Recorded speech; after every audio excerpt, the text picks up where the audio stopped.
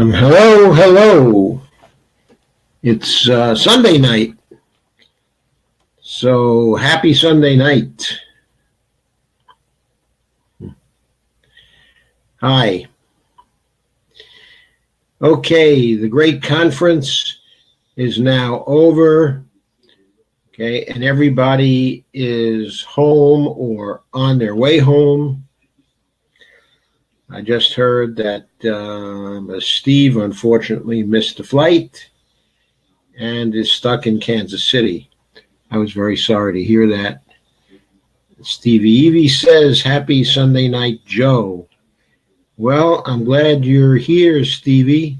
Are you back in Florida? Home safe? I hope so.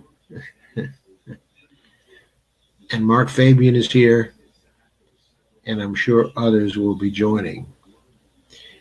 So I'm going to get started. Let me get rid of the Joe Firestone Live there. And then there's just me up on the screen. And so last night I talked about the program of the conference, of the MMT International Conference, the first one. I talked about the opening night of Thursday night and covered very briefly Warren Mosler's speech, his keynote speech. And then I discussed the panels on Friday and the panels on Saturday. And I gave you the high points, from my point of view. And I evaluated the conference from the point of view of its being a professional conference. And I talked about how good much of it was, how very good much of it was, and how thrilled people were. And what a great experience it was for those who went. Somebody coming on as Real Progressive says, hi, Joe, and somebody else on the Real Progressive says, hi, Dr. Joe. And there's Sandy Degg. Hello, Joe. Well, hello, everybody. So I think that everybody had a great time at the conference. As far as I could see anyway, everybody seemed to be enjoying themselves famously. And that was great. Last night, I also covered the scope of the conference in terms of the topics that it dealt with and the concerns, that it dealt with. And I said I thought it fell a little bit short on the activism end and on the politics end with respect to many of the issues that are important to the progressive movement. So let's see how the conference did on its final day, which was really only half a day, because there were the morning panels, 6 panels in the morning, and there was a luncheon talk, which was by Warren Mosler again. So Warren opened the conference on Thursday night, and then he closed it for lunch today. And, then after that, some people went on a tour, of Kansas City, a bus tour. And that, I think, was streamed by Lana Dell. And I looked in on that, a little bit. And I guess that was kind of interesting in some ways. I wasn't able to take in the whole thing. I was pretty tired, actually, by then. And Bonnie and I wanted to get out for some dinner, for a little bit of dinner and relaxation before this broadcast tonight. So that's what we did.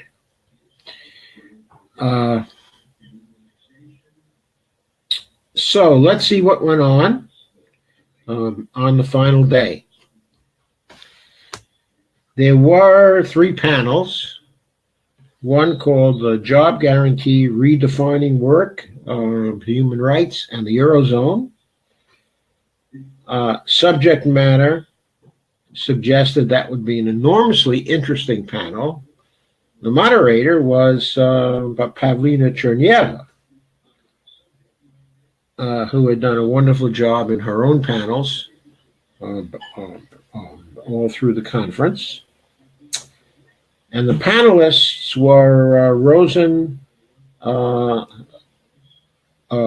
Ivanov from the European Central Bank, and Yeva Nersessian as a professor at Franklin and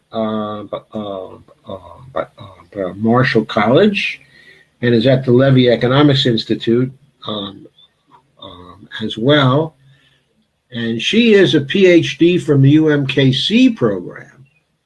Okay, and Yeva has been a co-author with many of the senior people and is quite an accomplished MMTer, okay, an analyst. And she gave a talk on economic possibilities for our grandchildren, socializing investment, redefining work through job guarantee. Also, Mark Paul, who was on a panel on the opening day at Duke University, gave a talk on an economic bill of rights for the 21st century. I love that title, of course. And Bradley Voracek gave a paper on Employ Young Americans Now, Beyond Education. That's a very nice title also. I'll bet that panel was an excellent one. But I was not able to see that panel. I wasn't able to attend, okay, because I wasn't there. But I wasn't able to see it also because I was doing a running commentary on the live stream of most interest to ourselves. That is, but 2 real progressives. And that was the panel, MMT in the Streets, Grassroots Organizing and Mass Mobilization, moderated by Timothy Fong of the Modern Money Network. And it was of great interest to us because the panelists were Steve Grumbine, Ann Larson, Laura Hanna of the Debt Collective, but Jess Meyerson of Huser Action. Jess is very well known from the Occupy movement and also his broadcasts in and around the New York area for some years. And also his great article on the job guarantee. And Sean Sebastian, who is with the Fed Up campaign at the Center for Popular Democracy. So those were the panelists. And since there were so many panelists, as there are, okay, in many of these panels, the presentations had to be short. Steve gave an excellent talk explaining to people what RP does and the range of our interests. And he began with a series of clips, okay, with a video, which had clips, including various people saying wise things. Stephanie Kelton started off, of course, which is very appropriate. Okay, and Ellis Winningham had a short clip. I had a short clip. And there was also Warren Mosler and Bill Mitchell and there may have been someone else, I forget, but anyway, it ran through all the clips, and the music was great. I think the video is probably made by Matt Waldy, and it gave a very good impression, and it got a big hand, okay, as well. Then Steve launched into talking about our program and our concerns, and he did a great job, I think. The other panelists, but Jess Meyerson did a fine job.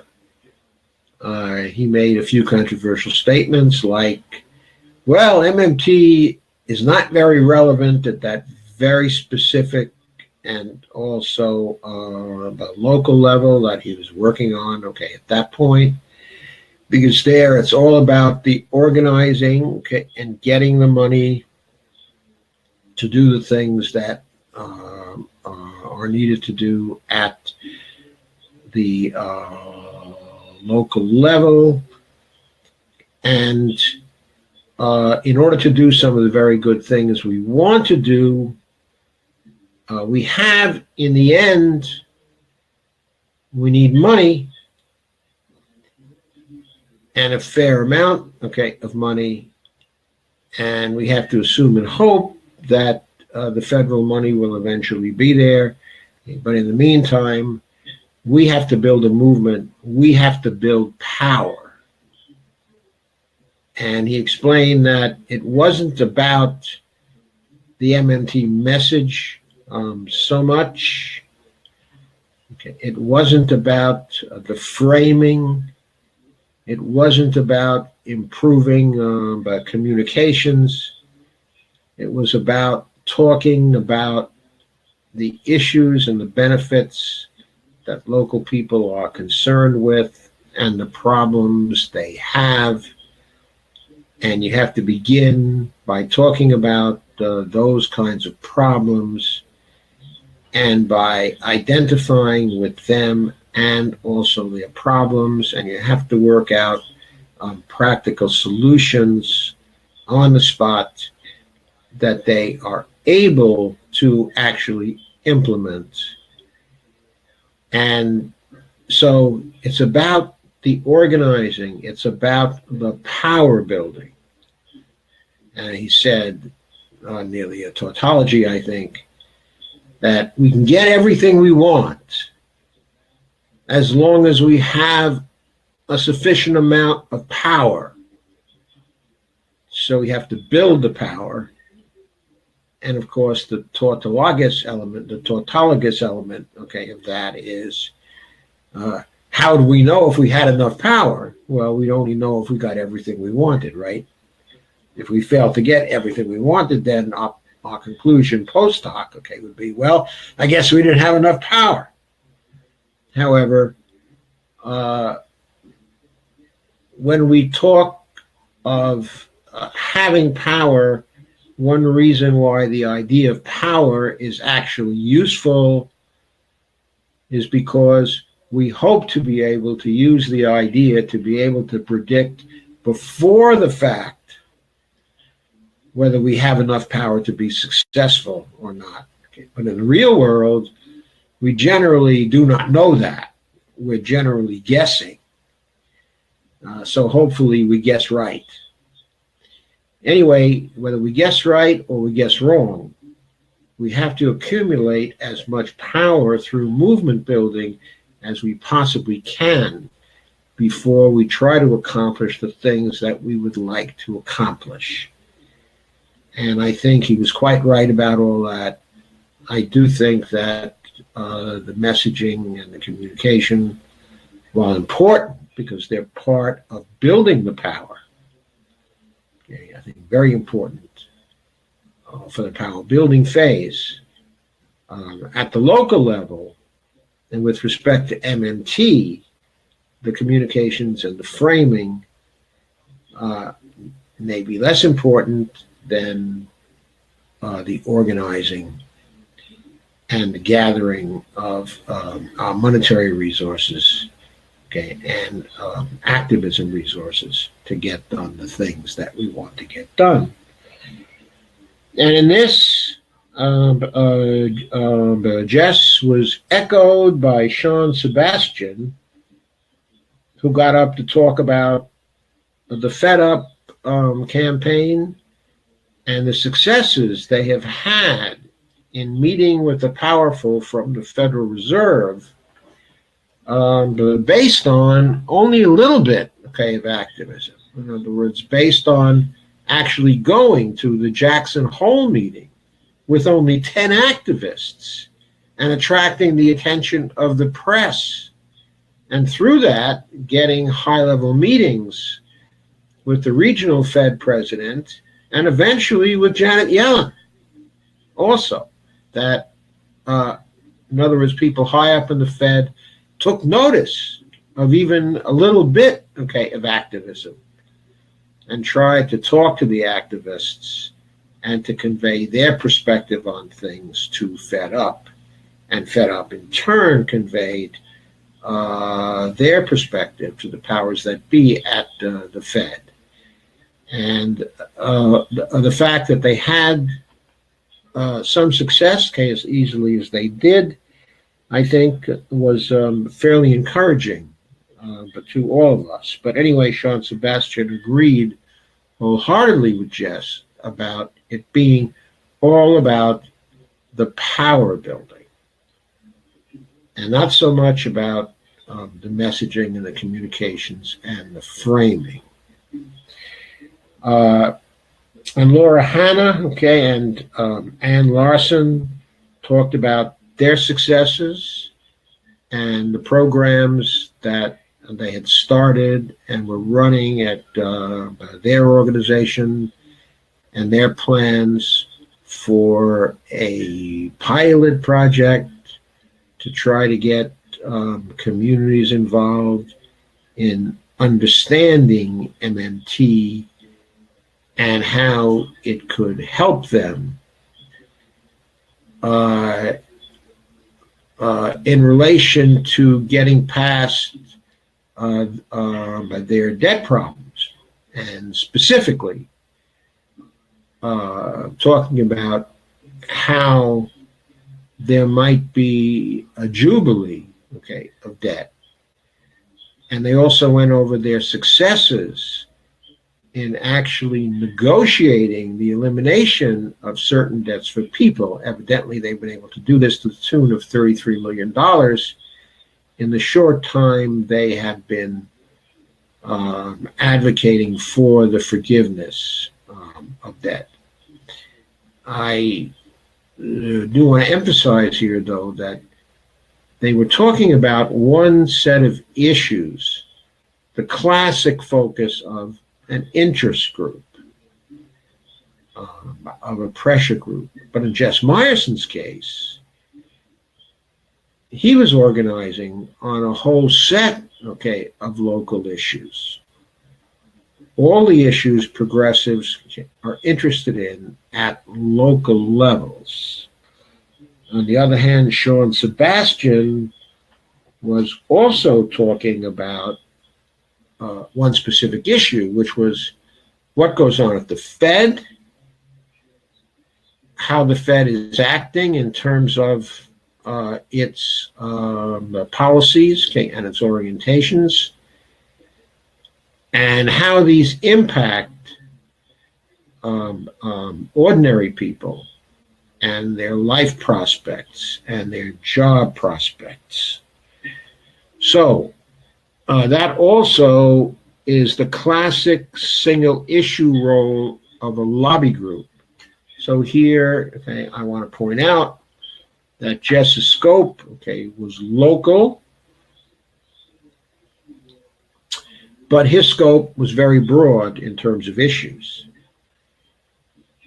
And the other two groups were dealing with a narrow focus on a single issue area and even a single issue, which was essentially the behavior of the Fed.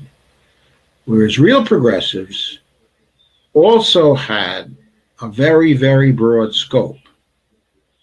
Our knowledge areas, our four pillars, concerns with broad applications, okay, of MMT, to many, many issues on the progressive side. So that was a contrast in the activism of these four groups that we have to note.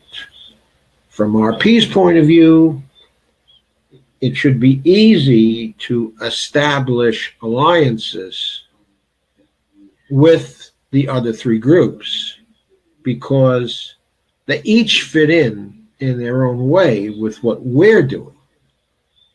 And our function is that we wish to be an umbrella organization for a lot of the progressive movement. And I think this was an opportunity to get to know some people who were doing very, very useful work and who were accomplishing things in terms of building the power of the progressive movement and also having some success as they go along. And so I think we want to ally with such groups and support them as much as we can.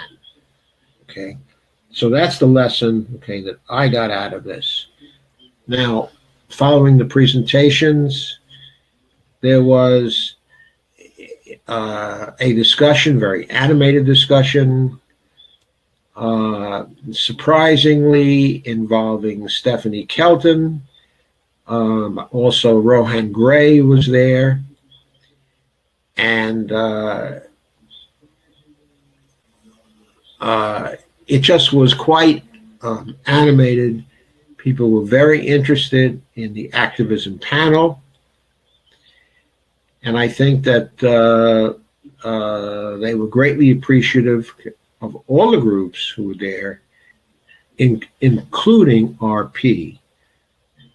The only observation I would make, okay, at this point is that I think it would have been nice to have had a number, okay, of activism panels, rather than simply one, dealing with the fuller range of the issues in the progressive movement that relate to MMT foundations, okay, to MMT basics and to the MMT approach. That would have been wonderful. And this one panel showed how wonderful that would have been.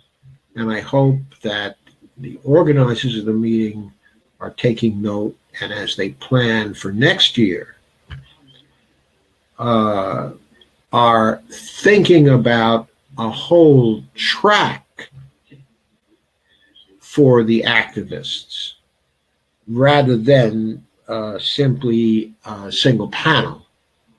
Okay, I think that would be very important in expanding the scope and the reach of the conference and the influence of MMT in the progressive movement. A lot more people and a lot more groups need to be invited to relate to MMT and to tell the MMTers what their perspectives are in their organizational roles at the local level and the national level as well. But to move on, the third panel during that time span, that was the 8:30 to 10 a.m. Time slot. The third panel was on MMT finance and interest rate policy. That was moderated by Eric Taimwanya, who I talked about, okay, in the broadcast just yesterday. And the presenters were Michael Murray on finance as a structural rigidity in the process of real capital formation, and Martin Watts who was one of the co-authors of the MMT textbook. I talked about at length last night.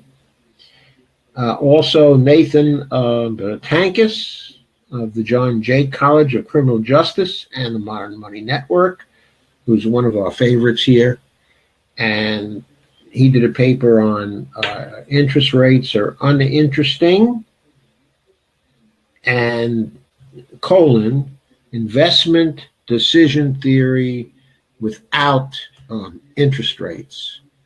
Surely a very stimulating topic and a very significant one. And the final presenter in that panel was Warren Mosler. Boy, Warren was all over at this conference, as we'll continue to see. And he spoke on monetary policy and the term structure of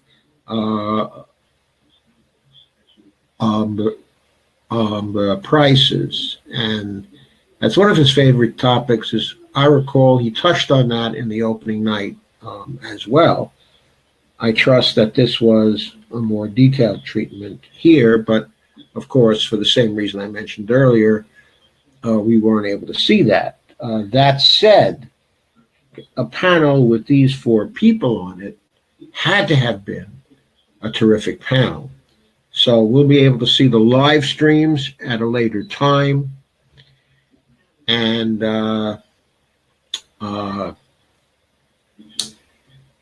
so I urge you to take in the live streams when they come out. I hope they come out in full. I suspect they're going to be sliced and diced to some degree. But I'd like to see these panels in full, okay, many of the other panels in full. Now, the final time slot for panels was from 10:30 to 12. And there we had three more really great panels. One was on modern money, property rights, and the commons. The moderator was Tim Fong again. And the presenters this time were Rohan Gray, who presented also on Saturday, and Nathan Tankis, or was it Friday? Okay, that Rohan actually presented, I forget. And also Alexander Kotranis of Yale University.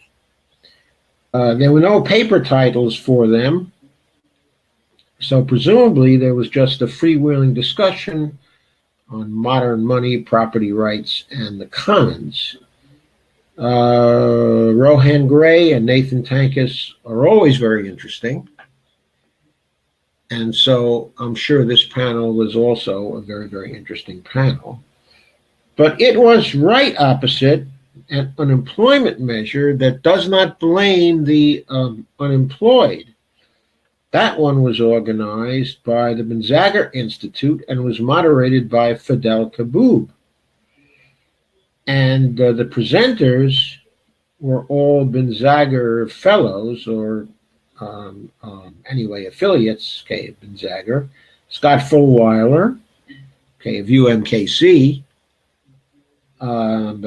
Kyle Moore, also of UMKC, and Jacob Powell, okay, of UMKC, and Jordan Shipley, okay, of UMKC, all were talking about a new measure, okay, of unemployment. And of course, the measures we have now do blame the unemployed because they kind of incorporate and assume some version of the NAIRU. And for years, Scott has been interested in unemployment measures that do not do this, as we all have been interested in. And so this panel was on that.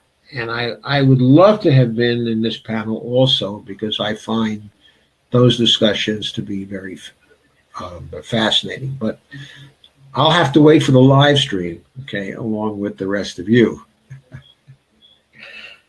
And the third and final panel was moderated by Steve Grumbine, okay. Now, I would have liked to have had more of Steve in this panel. I was missing Steve a bit. I know he was the moderator, and the role of the moderator is usually to be very quiet, okay, and very neutral. But surely a few words are in order occasionally for a moderator. I've been to many, many meetings in my life, and there really have been very few where the moderators did not say at least a few words somewhere along the line. That said, I noticed that at this conference, the moderators generally were pretty invisible all across the conference. So maybe that was a deliberate thing. And I didn't see them getting involved in the discussions very much. At any rate, the session started off with J.D. Alt talking about his idea, okay, of portals to MMT. And that was an attempt to put forward a novel and creative idea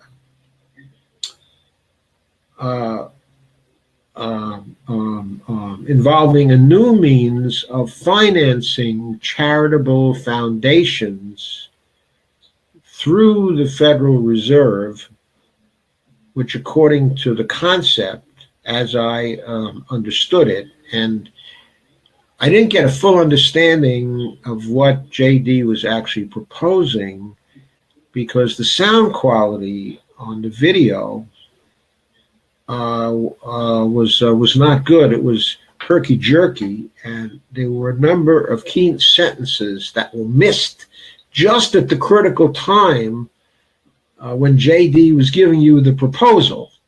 So that was kind of unfortunate, and I didn't get the full detail of that. But what I got, okay, was basically this, that the charitable foundations would be taken in by the Federal Reserve as part of the banking system. And that the endowments used for charitable work and budgets used for charitable work by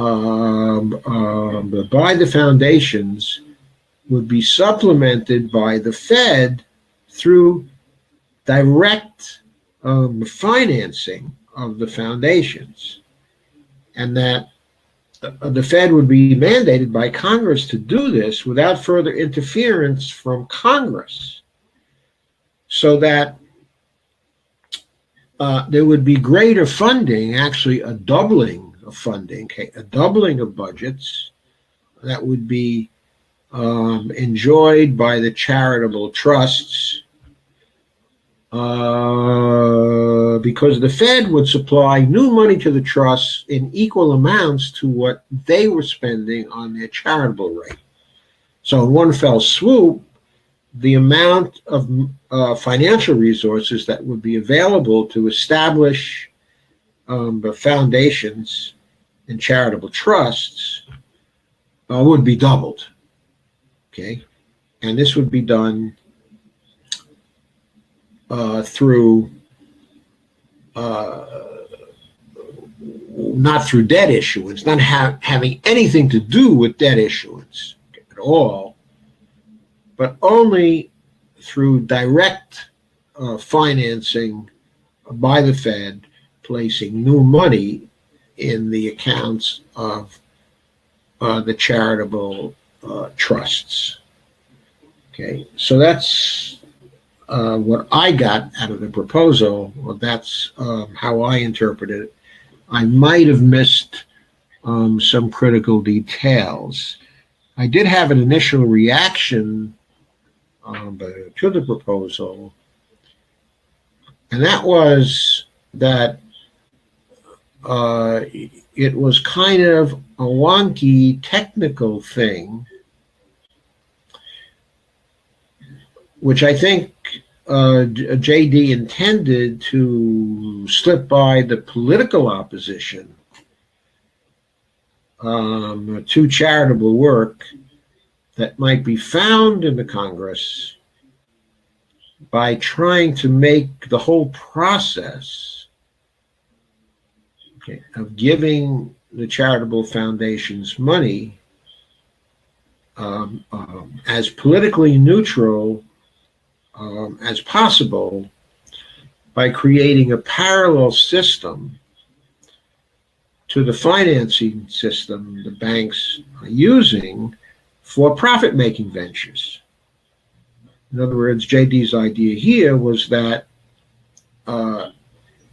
if I can use some words used by Neil Wilson and Pavlina Chernyeva, that the projects producing social value would now be supported by the banking arms of the charitable foundations now within the Fed system. And so decisions about who and what to fund in terms of these projects would be out of the political sphere and very distant from the political sphere, and would be a technical matter following certain procedures and criteria that would be established by the Fed and by the charitable banks themselves. Okay, and in this way, these processes would be as neutral in giving people money as the processes that are devoted to the profit-making sector are. The processes would be routinized, they would not be in the public eye, and they would basically be non-political.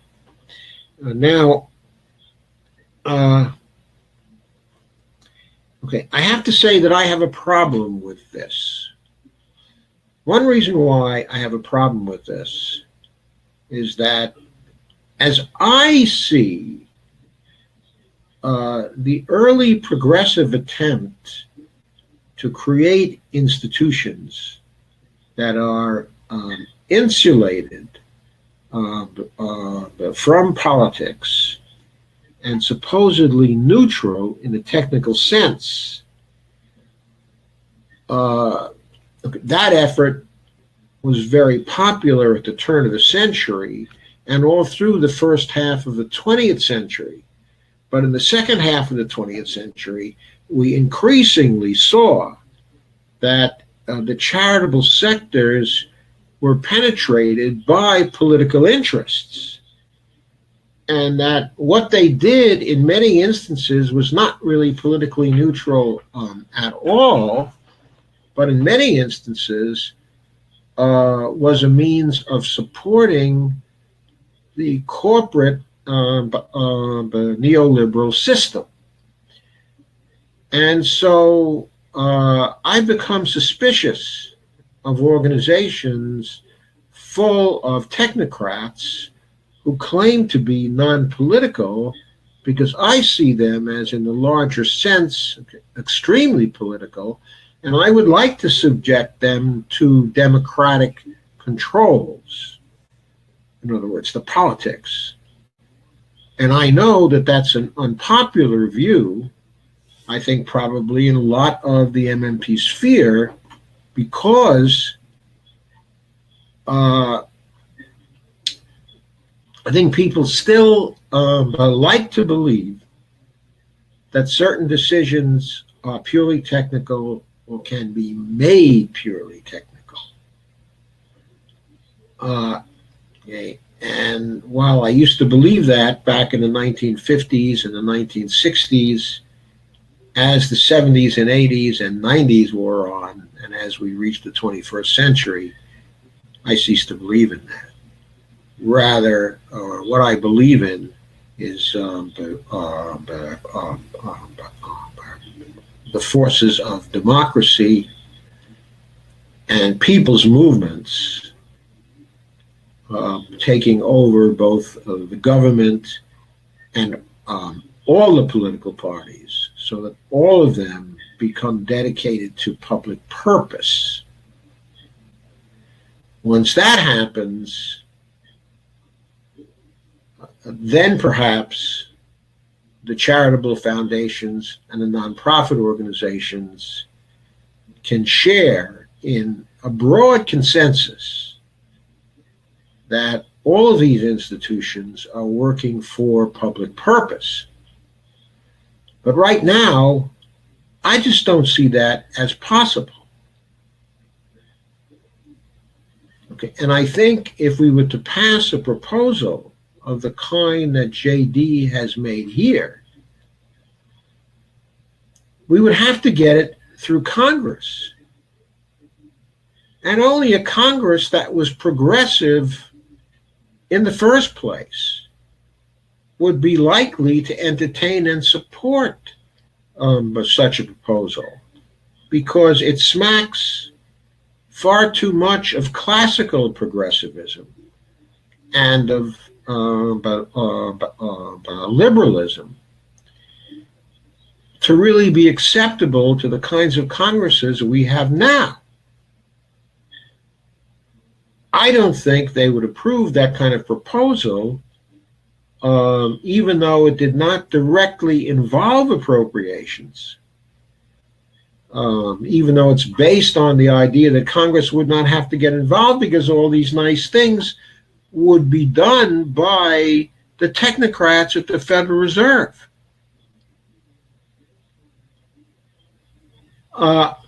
I don't think Congress would really welcome such a proposal. I think they would be suspicious of it and would be worried about the creation of money in the service of doing things that they had not really approved. They're all just as aware, okay, as I am, that charitable trusts and foundations in large numbers have already been penetrated by politics. And we're not going to change that, not without changing the overall system. So my conclusion is that we need to change the system first to even give this kind of proposal a chance to pass. And once we change the system, why do we need this kind of proposal? Let's just pass and institutionalize the right to a job, okay, the job guarantee.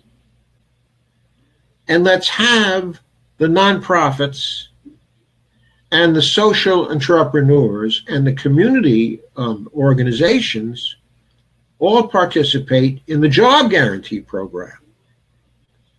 Okay, a program which would be democratically established and democratically controlled at the local level, rather than being controlled by technocratic elites, which is the kind of thing that I see going down through JD's proposal.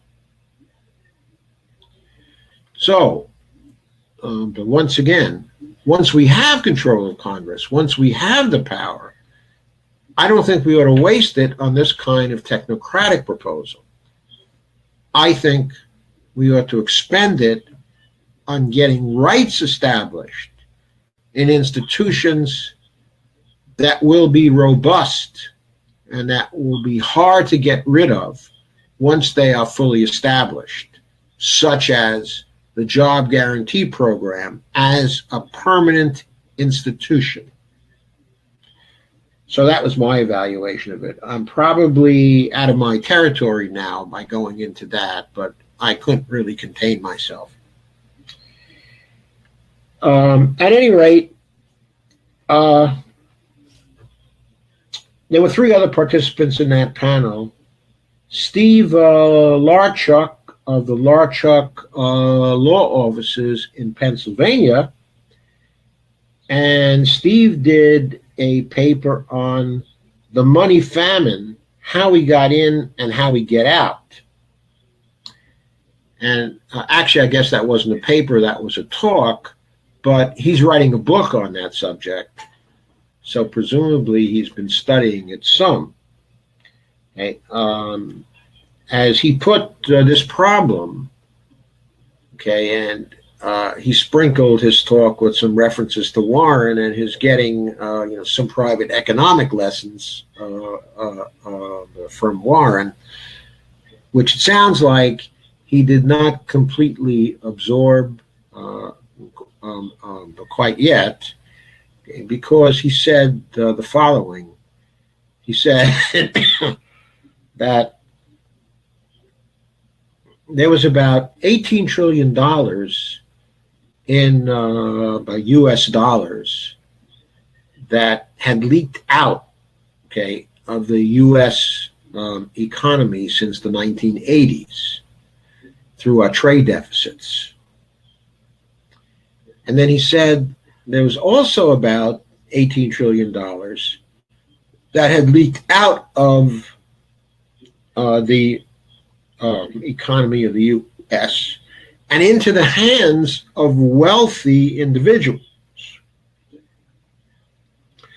So he was coming very close to saying that $18 trillion since the 80s had leaked out to wealthy savers.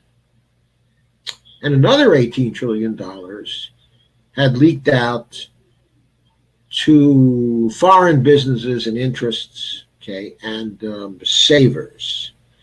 Okay. So, if those figures, okay, were accurate, and I don't think they were, because I think he failed to consider the overlap of these two figures, that I think there's likely to be considerable overlap with respect to the category of a leak to wealth, okay, and a leak to the foreign sector. Okay, so I'm not sure that a total of 37 trillion, okay, which is what he mentioned as the total, okay, is really correct. Okay, but let's say that it were, okay, then, okay, it seems to me that Steve doesn't comprehend yet the sectoral balances. Okay, because if you think there's a leakage of 18 trillion to savers, and there's a leakage of 18 trillion to the foreign sector, which is basically what he was saying, then you're saying that in round figures, there was a leakage of $37 trillion out of the domestic economy here, that, according to the sectoral balances, should have been compensated for by $37 trillion in U.S. deficits over that period of time. Okay, but he doesn't seem to have examined the deficits, because when Warren piped up, and Warren was in the audience for this panel, okay, when he piped up and said, well, that's covered in the deficit, it seemed as though Steve didn't really understand quite what he was talking about. Now, I don't know, I haven't looked up the figures, and however, okay, I don't think we've had $37 trillion, okay, in deficits since the 1980s that have actually left our economy, okay, accumulated, because our total debt for the whole history of the Republic is roughly $20 trillion right now, okay? So that figure, when we assume that it represents the deficit over that period of time, okay, but it doesn't, of course, because there was a good deal of debt prior to the 1980s. I know a relatively small proportion in terms of the total debt, but still a significant chunk, okay, a significant piece. And so the whole 20 trillion, okay, has not accumulated since the 1980s. I guess maybe 17 trillion, okay, or 18 trillion since that time. So that's not enough of a deficit to cover his 37 trillion. But according to the sectoral balances, there had to be a deficit large enough to cover the 37 trillion. So there must have been considerable overlap between these two categories, okay, of leakage that by accounting identity had to bring the actual leakage down to $20 trillion or less, perhaps, okay, to $18 trillion rather than the whole $37 trillion. So what Warren, I think, in his own way, was trying to tell him, hey, we've already spent to cover that leakage in terms of our deficits. I don't think Steve understood that. Okay, so I think that's something that he has to learn. Okay, but then the way he wanted to solve this shortfall, which he spoke of as the money famine,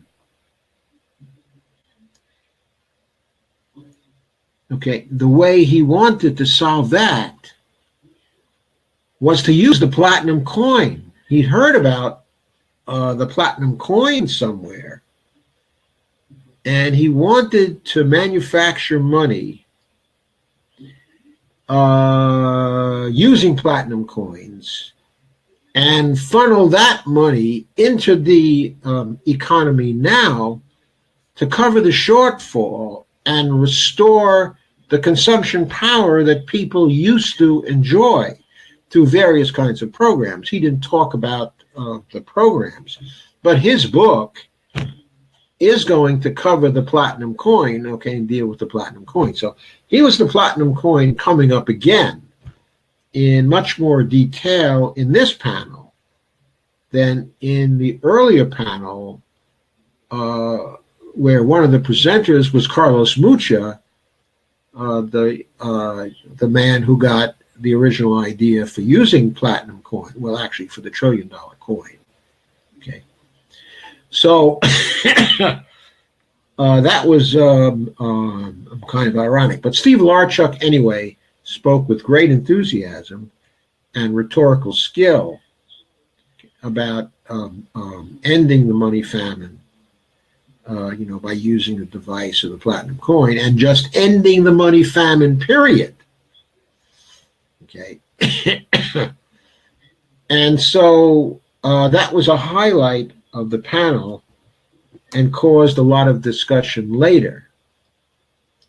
After the panel, with Steve's assistance, I got in touch with Steve Larchuk, and I hope to be having a number of conversations with him in the future as he goes forward with his book. Anyway, David McGurlitz spoke about Modern Money Theory, a layman's journey to understanding, with thoughts on the critiques of Lavoie and Dean Baker. And he talked about how he made the rounds of economic approaches and of monetary theorists trying to learn about what the forces were behind his own difficulties in having success, in his business, which is a financial business. I think he runs the Principal Equity Management Corporation, and from time to time, he's fallen into some difficulties, I guess, in getting the business going, and keeping it going. And he was trying to look for the larger reasons why. And really going through just about every school in the book, and first getting to Steve Keen and to circuit theory, he finally arrived at MMT, where he remains. And so he gave a very interesting talk on his journey and provided some advice about how things might be framed so that the Lavoie and Baker critiques can be turned aside in a simple way. Now, okay, I don't think I've ever written on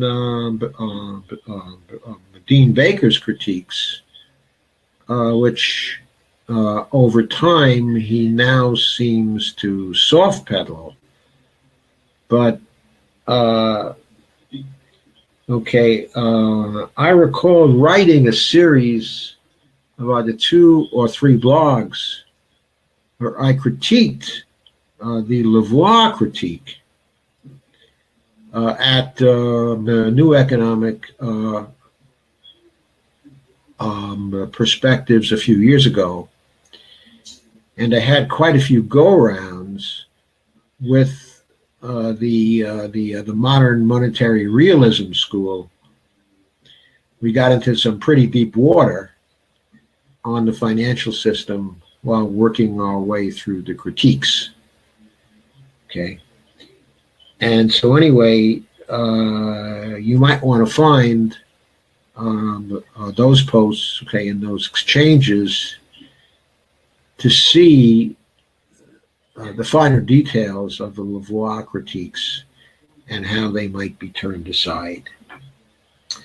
Well, finally, there was a talk by Matt Rice, okay, of UMKC on money in America. And he went through the history, okay, of money in America. And he gave a talk which was a very popular talk. He got a very good hand for it. It wasn't something that involved any new facts or new perspectives that we've not gone through on a number of occasions in either Steve's talks, okay, or Ellis's talks, or my talks here at RP. So I'm not going to cover his presentation, okay, except to say that it was a pretty engaging one at 30,000 feet or so,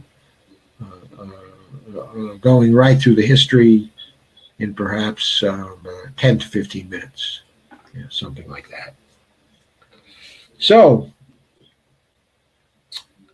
there was very active discussion at the end of that panel.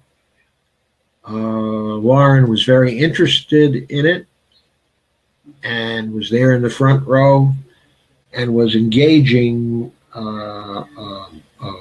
especially J.D. Alt and Steve Larchuk both. And so there was some fireworks there. So if you haven't seen it, okay, I urge you to see it. We have a live stream, okay, at RP, and we have the full Q&A, okay, at RP also. And I think that it's a very entertaining Q&A.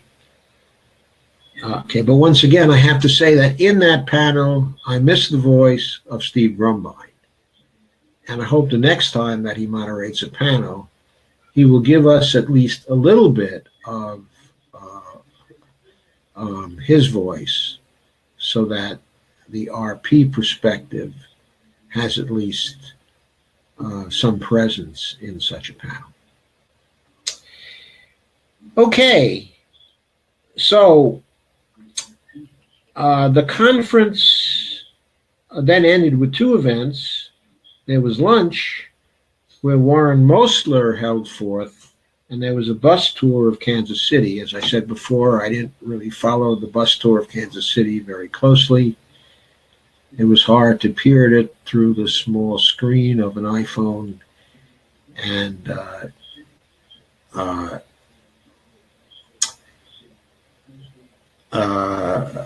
okay, but I urge you to take a look if you're interested in Kansas City. And perhaps there was a lot of fun on the bus that I missed. So it may be worthwhile. And as for the live stream, okay, of Warren's talk, we did not actually live stream that, but there was an official live stream of it, which I'm sure will be reproduced, okay, at some time. And Warren, in giving that talk, was his usual brilliant, offhand, commonsensical self. He entertained a lot of questions, okay, and answered them in his characteristic way, which is to try to answer the questions fairly simply, but to keep on conveying and keep on repeating the perspectives of the MMT paradigm. In other words, I view him as talking in such a way as to socialize people into the paradigm, okay, of MMT, the language, okay, of MMT, and the meaning of that particular language, and doing it in a commonsensical way through answers to questions. I think that Warren is even more effective in dialogue and answering questions than he is in actually giving speeches. He's very, very good at that, and really a delight. So I urge you to seek out the live stream, okay, of lunch. It was well worth taking in, which I did, okay, which I enjoyed. So, okay, going back to the overall assessment. Okay, the overall assessment of the conference. Okay, I don't have a whole lot to add to my assessment, okay, of yesterday. There was far too little on the activism end and far too little on the progressive policy issues end. But there was great coverage of the technical finance end and great coverage of the MMT perspectives, and great coverage of new developments that are going on in relation to the MMT paradigm, like the unemployment measure that does not blame the unemployed, and like the new ideas being put forward all through the conference on the job guarantee in various contexts. The conference was magnificent from the standpoint of the job guarantee. There were a couple of things I missed there also, but the job guarantee is such a complex subject in some ways that one could have a whole conference on the job guarantee. So even here, with the fairly deep coverage of it, or broad coverage of it anyway, there was not enough time to get into some of the deeper issues, like the thinking, okay, of Neil Wilson on the job guarantee, for example, which I find very significant, and my own thinking on the inner life of the job guarantee that I don't think you'll really see anywhere else. But anyway,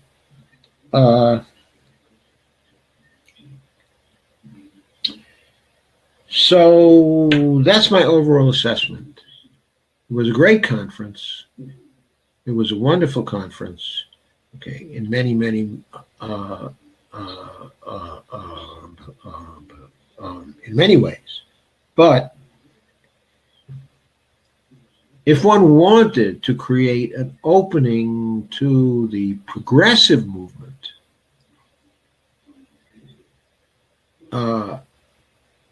really the sole thing that came out of the conference,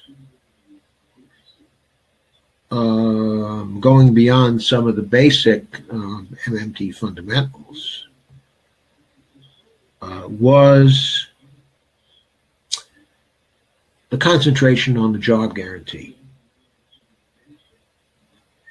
But in some of the other major policy areas, okay, that the progressive movement, okay, is interested in, there was very little coverage. And when it came to Medicare for all, the only coverage that I saw, okay, was Warren's view that the Sanders Medicare for all bill would bring us deflation worries, which, as I said, I don't think was ever fully explained. So that's where I think we are in this. And so now I'm ready for my customary Q&A period.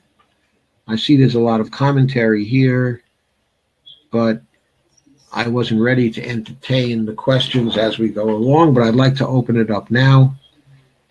And okay, so what do you think? And what questions do you have? And what questions can I answer? And how can I help?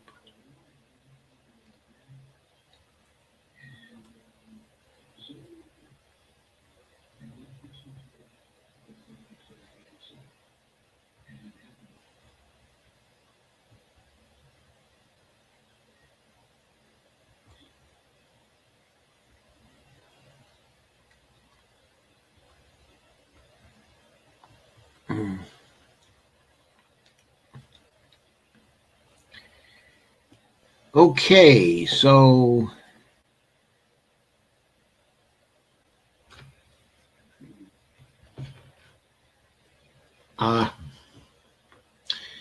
thanks for your comments so far. Are there any questions you'd like me to answer at this point?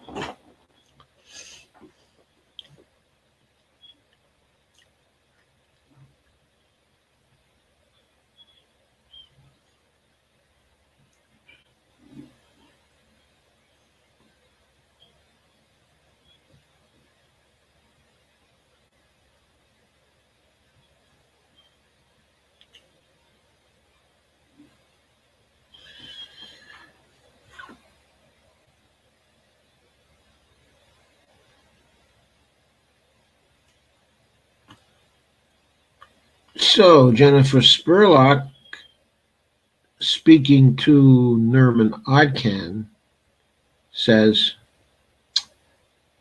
tonight's stream just isn't the best for learning MMT. It's updating the conference. Yeah, of course, that's true. It's not on the basics, okay, of MMT.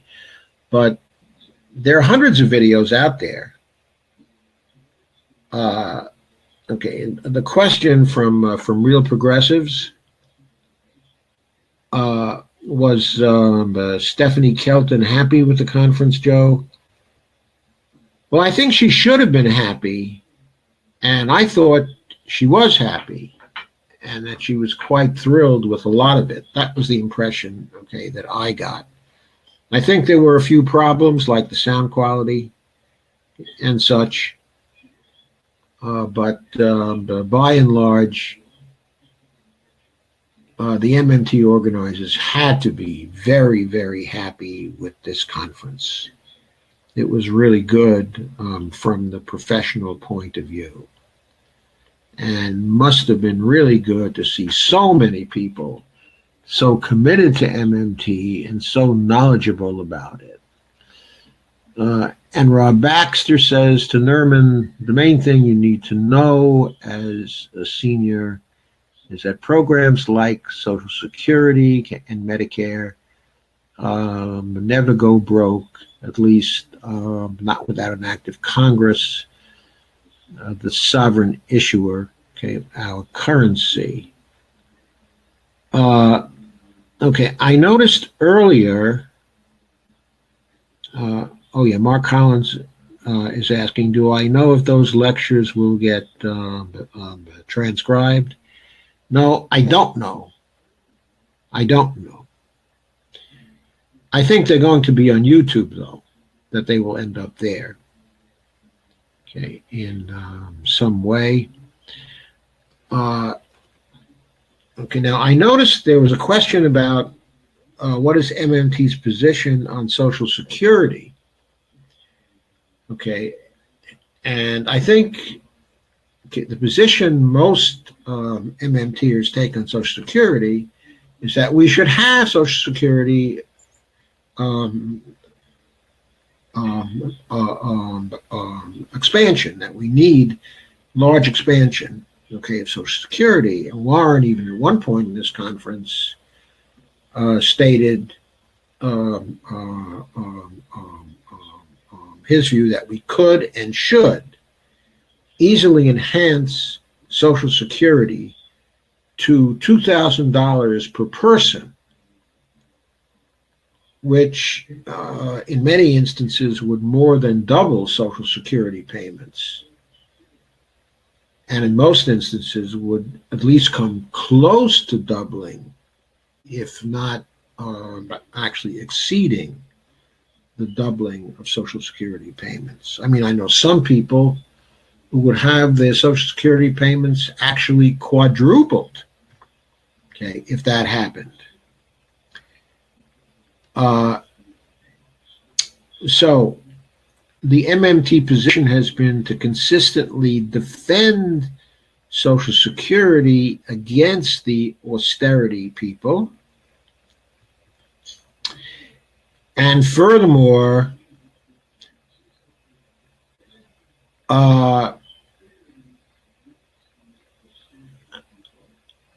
that Social Security is now inadequate and should be greatly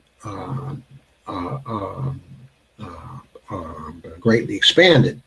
Now, when it comes to Medicare, I think that MMTers are for Medicare as well. I don't think Warren is opposed to Medicare for all. I think what Warren wants is to have a Medicare for all bill structured in such a way so that the pay-fors are not there. And so the bill is structured to expand the economy rather than contract the economy. What Warren is worried about is that Bernie is going to go for pay-fors and for a deficit neutral bill that's going to raise taxes on people who can't afford to have a rise in their taxes. I think that's what he's concerned about, and that's why he thinks it's going to be deflationary. But I don't know exactly what his reasoning is. At one point in the conference, he said that it would actually result in a contraction of net financial assets in the economy, because 3.4 trillion would no longer being spent. I don't see that myself, and the reason why is, yes, 3.4 trillion was being spent, okay, but none of it was deficit spending before. So it was being spent by the private sector, 3.4 trillion, which means it was being spent by some people in the private sector and transferred through the private sector economic system to other people in the private sector, to wealthier people in the private sector. So the net effect of it was not to spend any more money into the economy that is likely to be spent, but the net effect of it was to distribute wealth in the economy to the top. That's the current net effect. If expenditures were to go down to 2.3 trillion, mainly going to the providers and to the drug companies, then it seems to me 1.1 trillion would stay in the pocket of people who are more ardent consumers, and would therefore result in an expansion, whether or not there was deficit spending to fund it.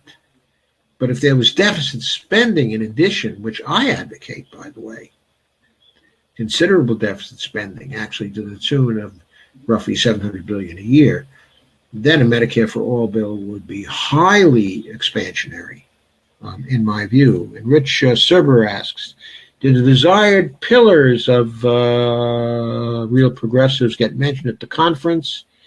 And I missed the video on that. The answer is yes. When Steve Grumbine gave his talk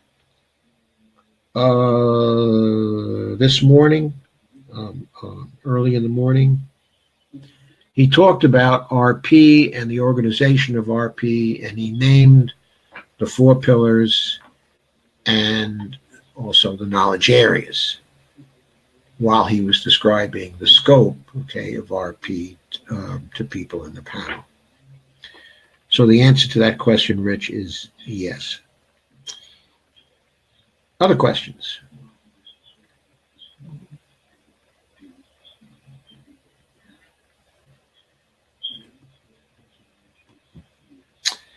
Joe, a little off tonight's subject, trying to get my facts straight. If Congress only creates high-powered money, is high-powered money the only type of money that lives at the Fed, but never leaving it? If so, is this the record of money, allowing banks to then create money for us, or is my thinking off?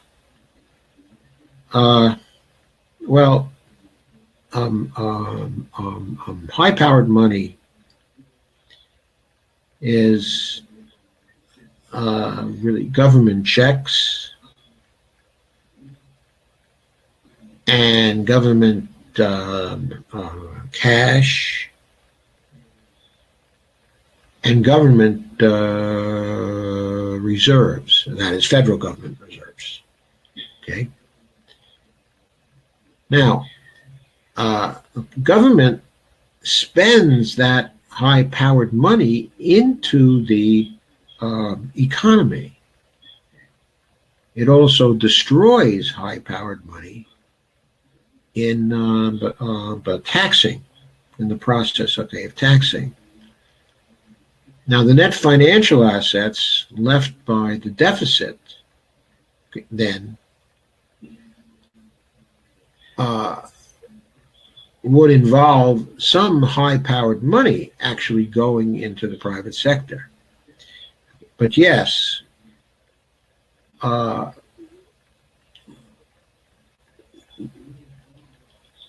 very much of the reserves, of the high-powered money reserves, that are in existence today, live at the Fed in bank reserve accounts at the Fed. And they are there in order to settle debts and in order to go through the settlement and the reconciliation process for checks where bank money cannot be used. In other words, bank created money cannot be used. In the end, the settlements all have to occur in high-powered money involving the Fed. Teresa Sanders says, yes, Social Security is currently inadequate. You bet it is, Teresa. It has been adequate for years. It has been less than adequate, inadequate for years and years and years. And Mark Collins says, watching videos takes up so much of my days that I'm not getting my books read. Yeah, that can be a problem. And Lyle Baker says, try and live on $1,200 a month. Well, Lyle, it's very hard to live on $1,200 a month. I certainly agree. There are many people who get only $600 a month, or $500 a month, or $650 a month, or $772 a month. That's very common, very, very common. and people have to try to live on that kind of thing. So yes, you can't live on that, especially not in high-cost areas within the United States, where you may be spending, even for one person, $1,000 a month on an apartment or something like that. That leaves you only $200 for everything else. Okay, if you're single, okay, and you're living that way, no, it's not enough. You have to have other sources, okay, of income. Teresa Sanders says that hers would be tripled. So if hers would be tripled, we can infer Teresa Sanders is somewhere in the 600s in her Social Security payments. So Richard Gammon, the conference is a huge step at bringing MMT to more people, okay, and bringing it more into the mainstream. Now we need to put pressure on our lawmakers to tell us the truth, and then we will get true change. I forgot to post, okay, what Richard Gammon said. Okay, and there it is. And I think he's right. I think we can get a lot of mileage out of this conference. Repeating the memes, repeating the memes, repeating the memes, spreading them far and wide through social media, the same way we've built our organization into 20,000 members and 120,000 people who are liking our page. In other words, the outer perimeter, okay, of our current influence. I'm sure over the next year we'll be expanding that by leaps and bounds, and then 1 year from now there'll be a much larger group, and that this conference and related videos will do much to expand the reach of MMT and the consciousness of congressional candidates and congressmen in terms of the importance, okay, of MMT. We can already see candidates for Congress who are coming out with MMT-based appeals and who are admitting to be people who think about things in terms of what MMT has to offer. So all that's important. So Rich Serber says, or Sanders says to Rich Serber, yes.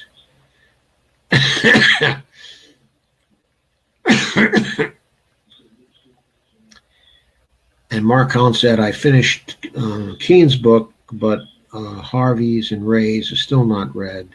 So much fun and so little bandwidth. Well, of course, I have to say, don't forget my books. I've got 7 of them out there. Okay, and I think they're really good, of course. But I will say this. Randy Ray's Modern Money Theory book is excellent. It's an excellent, excellent start. It's very well written. There are many very deep points that are made in that book. I am constantly referring to it myself, and I really appreciate that book. Okay, and also Warren Mosler's books, okay, and Bill Mitchell's writings. They are all very, very good.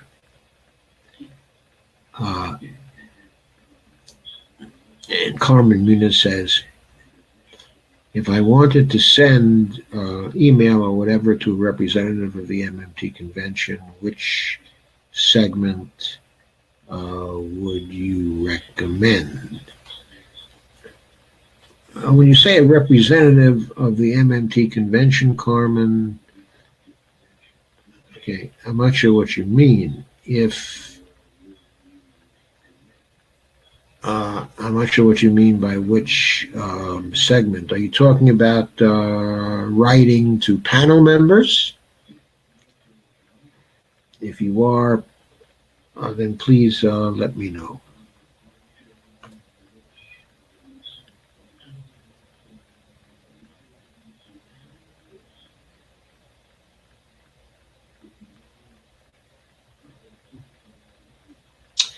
And Real Progressives ask, and I don't know who was signing in, okay, at Real Progressive, so I don't know exactly who this is. Joe, has there ever been a suggestion of a live stream a book club on Warren Mosler's book, the beginner's book from MMT, or another appropriate MMT basics book? I don't know if there's been a suggestion, but we haven't had one like that here, okay, at RP. And I think that if we can find a way to arrange that, that would be a great thing to do. Okay, and to sponsor. I mean, I can, envision a series of live streams on each of the chapters in his book, and perhaps including some people besides the actual presenters or major discussants. In other words, having other people who are part of the book club also participate in the discussions. I don't know what our bandwidth would be to get a lot of people involved in the discussions, but we could certainly put together some small panels of people to do something like that, and I think that would be very valuable for people.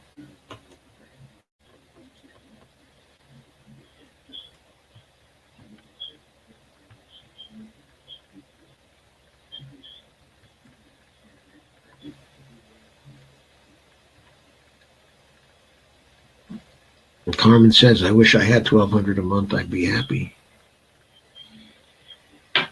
It may be so, but I think it really depends on where you live and what kinds of other sources of income you have. And Real Progressive says, neoliberalism is a cancer. MMT will help to remedy that. I think MMT will get rid, of neoliberalism. Because if you decide to base your progressive policies on MMT perspectives, then you won't be practicing neoliberalism. You'll be legislating for public purpose to begin with. That's what MMT is about. It isn't trying to legislate for the markets or trying to legislate for private interests. It is legislating for public purpose, and not only for market value, but for all of the social value which we have neglected now, actually for more than 40 years. Since John Kenneth Galbraith's Affluent Society, and New Industrial State books in the 1960s, we've been talking about shortfalls in public spending and the maintenance of public infrastructure, because we choose to spend on private values and not on social values. We've always had a shortfall in that kind of spending since the New Deal ended.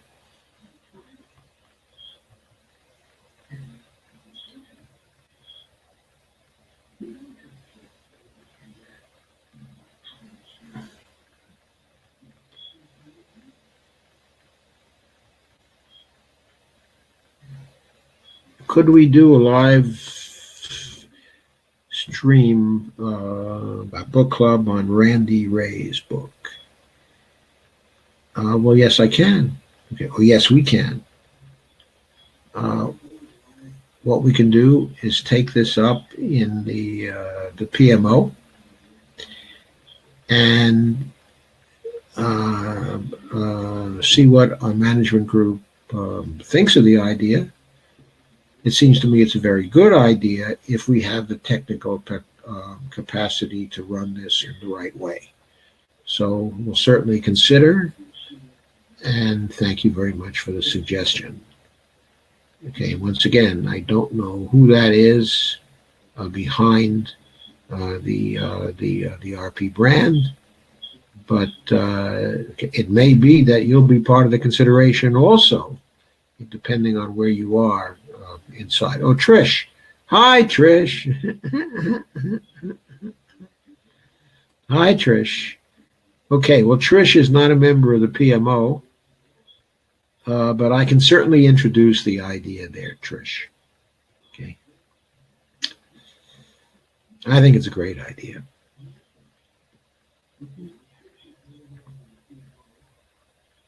Trish is Patricia Y. Roberts, who live streams on both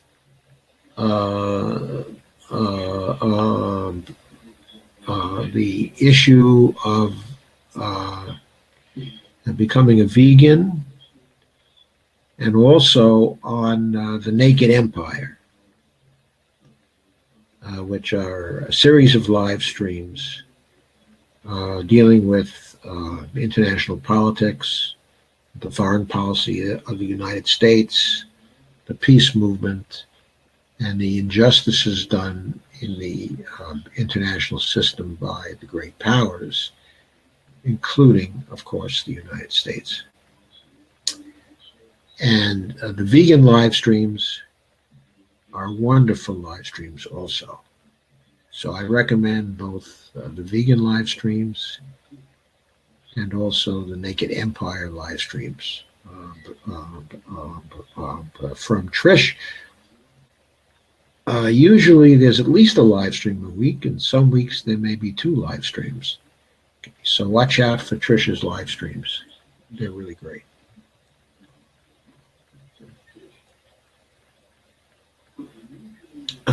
Allison Drucker, it definitely depends on where you live. Yes, because for some reason, Social Security payments are not adjusted for variations in the cost of living. What's that nonsense about? I mean, people are living in certain areas all their lives, and then suddenly they go on Social Security, they got to move down to Florida. Of course, the weather is one reason why they move down to Florida, but another reason is that Florida is a lot cheaper. Okay? So they can't stay near their children and grandchildren. They got to go down to Florida. That's nonsense. Nonsense.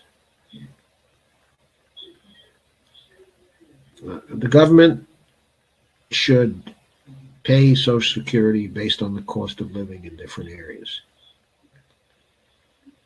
Trish Pavlina likened neoliberalism to a virus. Did she liken it to a virus or to an epidemic? To a disease? To a fatal epidemic? Oh, did I say academic? I meant an epidemic.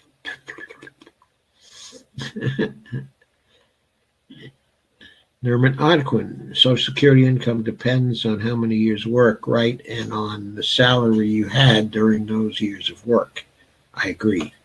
Okay, it depends on those things. It might be better if it didn't, if it was just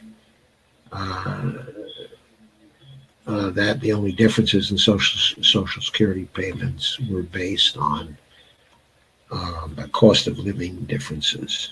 I know you're going to say, well, people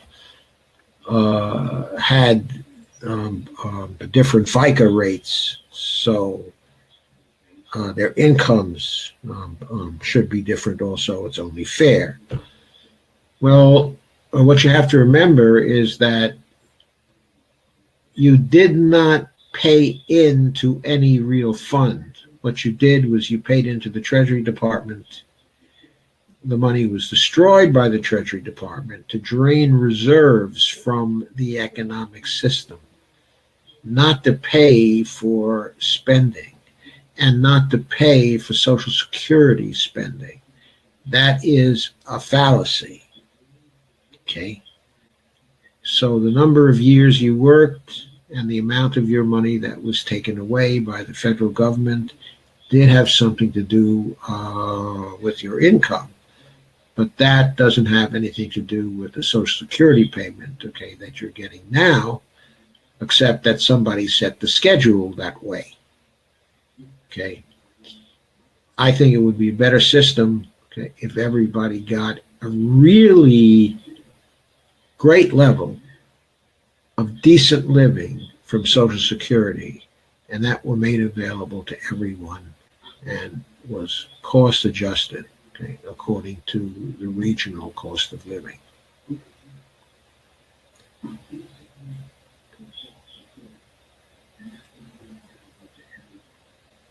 Well, you're very welcome, Tricia. But I'm not being kind, I am being accurate. So Lyle Baker says, I can't afford to move or leave Florida. Well, there are a lot of people in that situation. They can't afford to move and they can't afford to leave. And they don't have any money for anything except for necessities, and very often they're choosing between things that are necessary for them to have. And very often they're dying earlier than they have to die because of that. And Lyle Baker says, and I'm in a rural area where it's even cheaper to live. Yes, I know. There are certain areas of the United States that are like that. Okay, I know a friend of mine who retired and had a retirement that was actually decent, has a retirement, okay, which is decent. But instead of, frittering her retirement away here, where she had lived for so many years, she was a single person. And so she moved back to her hometown, okay, in Ironwood, Michigan, which is right at the outskirts of the United States in a very rural, isolated area where her retirement went a very long way, where she could still buy a house, which she admittedly had to remodel a bit. But anyway, the cost of her house was, and it was a fairly large house, was only $35,000 up in Ironwood, Michigan.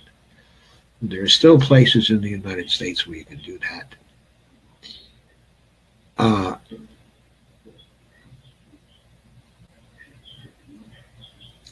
Okay, and Allison says there are certain places in the United States, like New Jersey and New York, which do a cost of living adjustment on the SSDI. That may be, but that's not federal. That's not a part of the federal payment. Amazing how many still rant about presidents raiding the Social Security Reserves Fund. Yeah, there's no SS Reserves Fund. There has never been such a reserves fund. It's only an accounting record of what the Treasury supposedly owes to Social Security, but that's all a fallacy, because what the Treasury spends on Social Security is determined by congressional, the appropriations of Congress each year. Congress has to appropriate the spending for Social Security. It does not happen automatically. Okay, at least not for parts A and B. Okay, happens automatically for Part D, George Bush's part, but not for the really, really important parts, Part A and Part B. So, and the term austerity, why do we hear that term related to Europe, okay, but not the U.S.? Because things in the U.S. have been a bit better compared to Europe, and because generally the term austerity is not actually rigorously defined.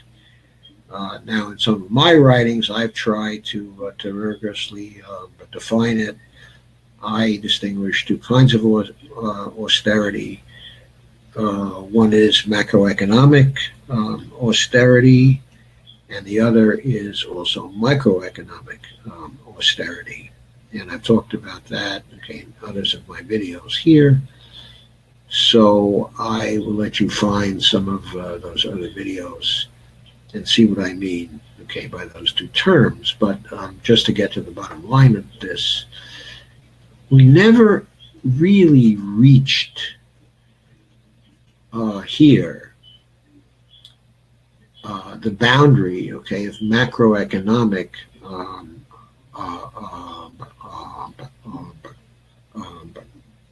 form of austerity following the crash. Okay, we did substantial deficit spending after the crash and for some years, and the amount of leakage out of the economy from savings and from the trade deficit has never been large enough since the crash that it completely removed the possibility of aggregate savings by the private sector. So in the aggregate, there have been savings. Now, there's been a lot, okay, of microeconomic austerity visited on certain groups since the crash, while other groups have profited enormously. So microeconomic austerity is what you have in the United States, but in the nations of Europe, for the southern nations of Europe, you had both kinds of austerity, the macroeconomic kind and the microeconomic kind. And the microeconomic kind was far more severe, okay, than in the United States. In many nations, you had employment that was at our depression levels in the 1930s, and for young people, far higher than that. In many countries, it went to 50% and over 50%. It was a slaughter, and has really slowed down family formation, I think, in Europe and here in the United States.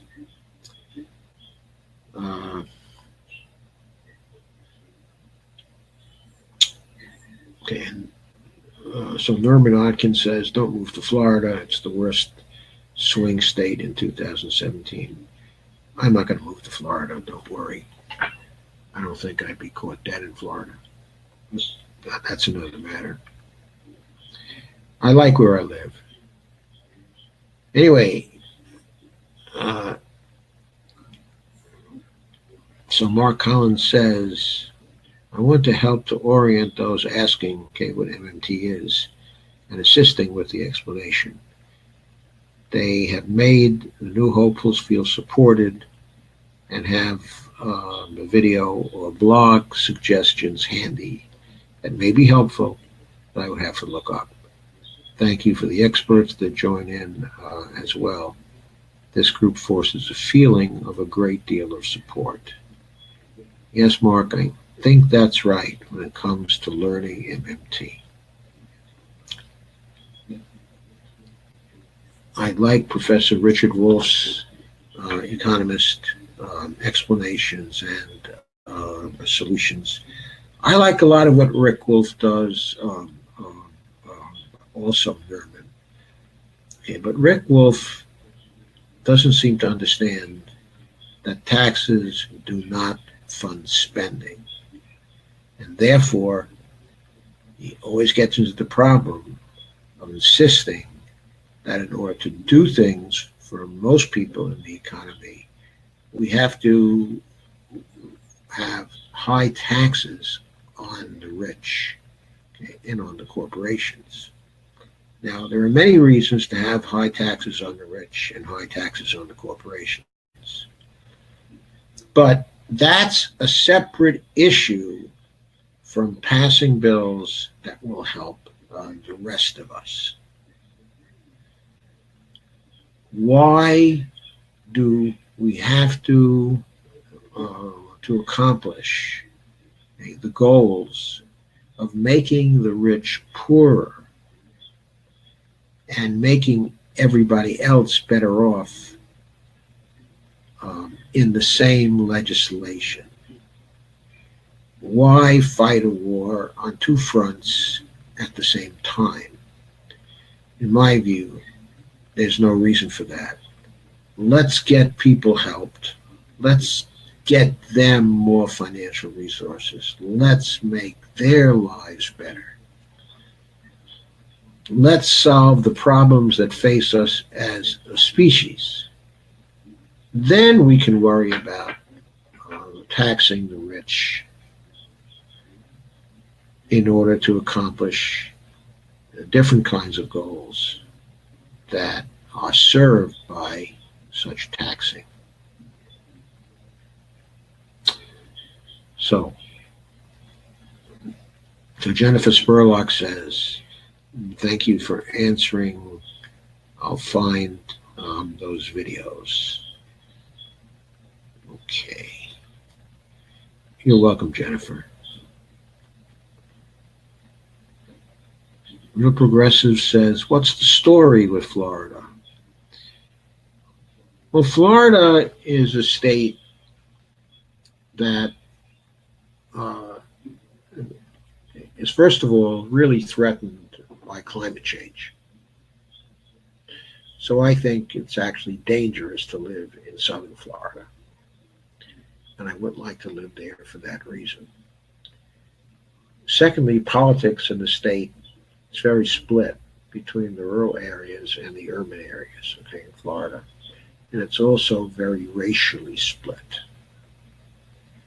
And it also has been tending lately to elect people who are very conservative and who are basically looting in favor of the business interests. And so it's just, I mean, it's now become a worse state than, say, Virginia from the neoliberal point of view. It seems like the idea, okay, of public purpose is in very short supply, okay, in Florida these days. Whereas in Virginia, there's still a lot of old style of republicanism, where people actually care about their communities and their neighbors.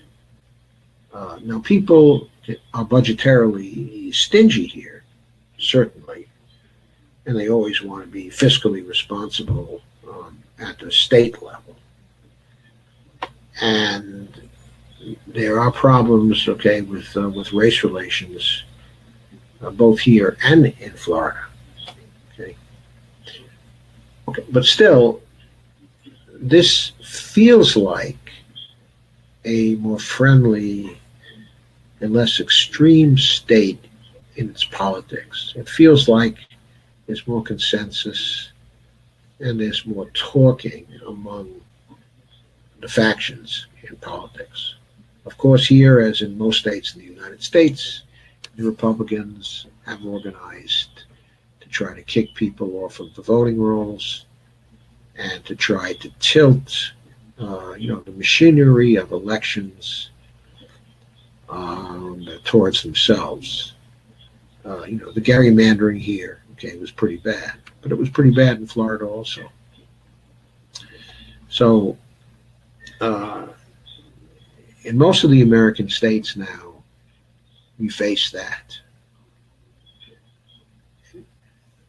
But still, I think this is, at least in the northern part of the state, that it's a very friendly state to live in for many people. And right in the northern part, also fairly close to D.C., we have very little of the nonsense that we have in other parts of what used to be the South. So, Lyle Baker says, what sucks is Florida was great as a kid. I'll bet it was. There are now more people here than water. It didn't used to be a conservative heaven. They've ruined the beaches, the aquifer, the lakes. The streams no longer flow as much as they did. And he says, I prefer people not about badmouth my birth state. Thank you. I'm sorry, Lyle. I didn't mean to get personal, but only to describe what goes on in Florida as I see it. You yourself, though, say that is now a conservative heaven. And I think that is enough said. Somewhere in this thread, I noticed that someone said something about the relation of seniors to MMT. And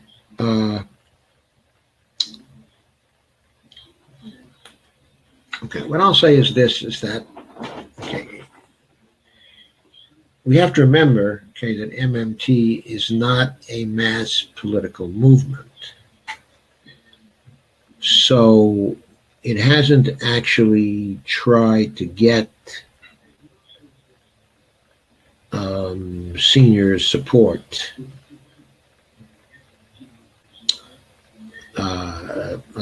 per se. Now, at the beginning of Bernie Sanders' campaign, I tried to introduce the idea into his campaign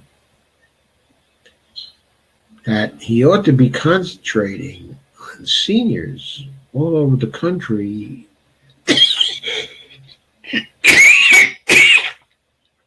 by talking about,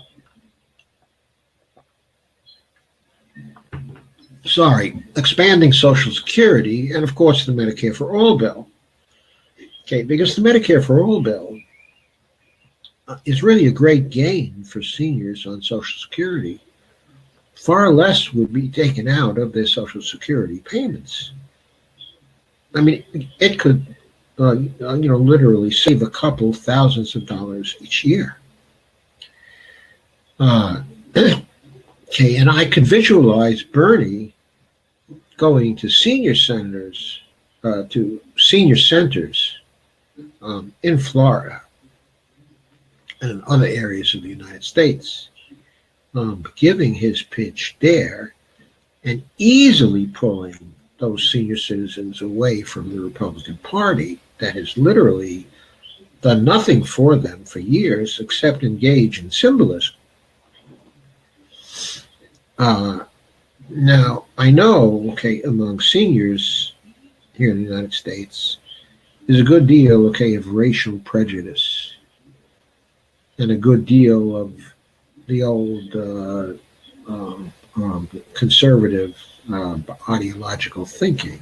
And so the Democrats have not been able to appeal to seniors for years and years and years because, after all, when they stopped doing things for seniors policy-wise, where would the seniors go? Well, at least the Republicans were appealing to their prejudices and to law and order, law and order, law and order. So naturally, the seniors gravitated from the Democratic Party to the Republican Party. Okay. But the seniors could easily be gotten back. And I think that Bernie put in the last campaign far too much emphasis on the millennials. Of course, they were very, very important to him. And I'm not saying there shouldn't have been a heavy emphasis on them. But I think there should have been an equally heavy emphasis on seniors, because they were ripe for taking from the Republican Party, and they have been one of the most reliable groups in voting for the Republican Party for years. For years.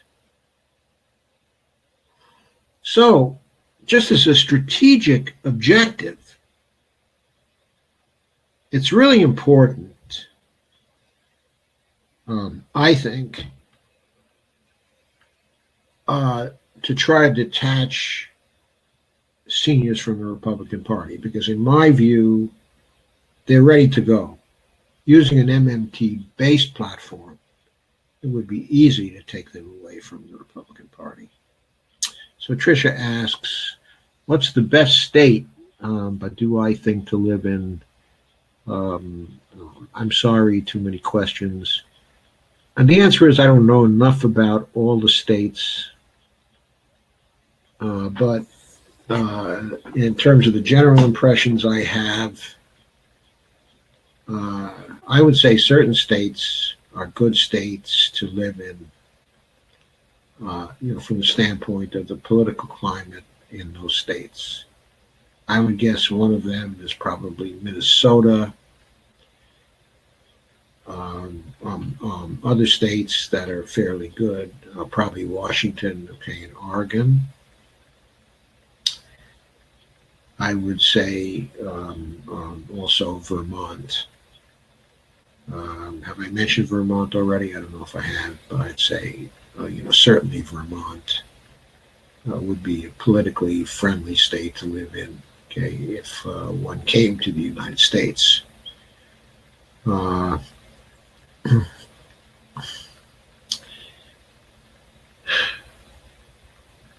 don't have an impression that too many states in the United States are great states to live in anymore. I'm not saying that this is a worse place to live in than some other nations, but I have the impression, okay, that neoliberalism has gone further here in destroying the basis for a society where people care about each other than it has in some of the other nations in the world, some of the other industrial nations. I have the impression from my reading, okay, and what I've observed, that many of the Anglo-American I should have said the English-speaking nations are actually better places to live in than the U.S.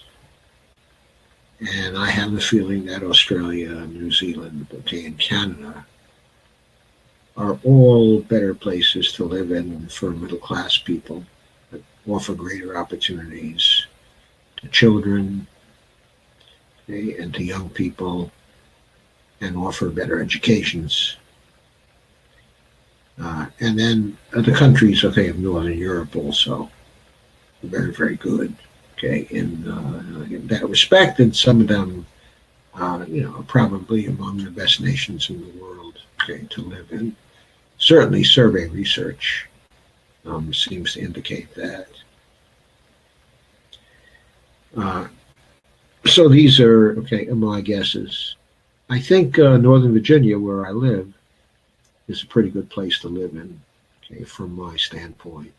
It's too high priced and too much traffic, but there are a lot of educational opportunities here and facilities here, and there's also lots of culture in the Washington, D.C. area. And the medical care is also very, very good compared to certain other areas of the United States. Okay, so any other questions? If not, I've been on for 2 hours, and I'm going to call it a night. I hope you enjoyed the wrap-up of the conference. In my next broadcasts, I'm going to get back to various policy issues like the Medicare for All issue, Okay, and um, also entitlement issues and job guarantee issues, equality issues, uh, and various other issues of the day, emphasizing how MMT relates to those issues. Okay. So thanks for coming, and thanks for staying, and thanks for asking all the questions, okay, that you've asked. Uh, and Mark Collins says, I have another thread that I'm following. Here's a quote from another person. Some of what I am learning is about using the scaling capabilities of large organization to really have a huge effect on the world in a positive way. Of course, there's always consumerism, which is not necessarily compatible with sustainability. This is my response. What is your reaction? The economy will never be a Swiss watch. It's a living organism. So many of privilege want it to be manageable. It is better, like all life, to understand its nature such that nurturing it benefits all. Yes, I completely agree. That's exactly it. So I like that reply. And Trish says, thank goodness we don't love guns here in Australia. Thank goodness indeed.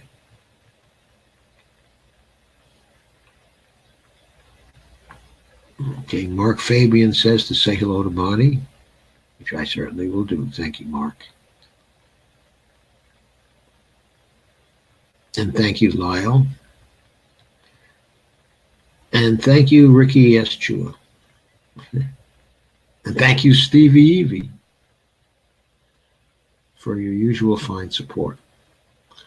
So I'm going to say good night. Have a very good night, everyone.